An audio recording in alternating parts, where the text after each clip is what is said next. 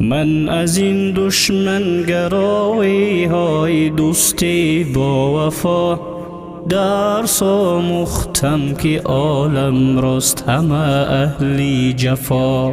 من از این دشمن گرایی های دوستی با وفا درس آموختم که عالم راست همه اهلی جفا.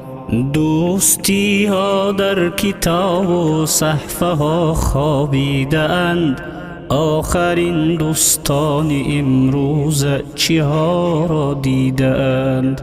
دوستی ها در کتاب و صحفه ها خوابیده اند، آخرین دوستان امروز چه ها را دیده اند. کارشان تنها سخن گفتن، سخن چیدن دریغ، دوست می دارن که پشتم را رسانن زخمی تیغ. کارشان تنها سخن گفتن، سخن چیدن دریغ، دوست می دارن که پشتم را رسانن زخمی تیغ. یا الها ما چه بد کردیم به یارانی قریب، چون نمودن دوست خود را پشت بامی خود غریب. یا الها ما چه بد کردیم به یارانی قریب، چون نمودن دوست خود را پشت بامی خود غریب.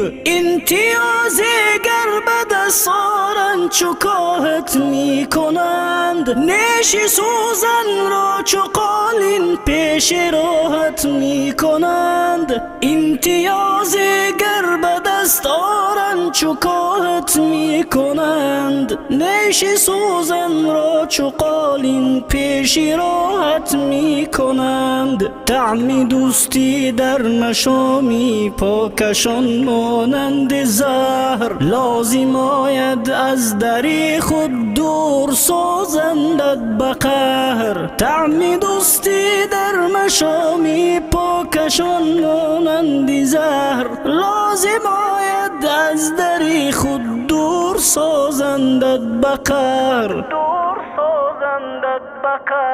من از این دشمن گرایی های دوستی با وفا درس آموختم که عالم راست همه اهلی جفا.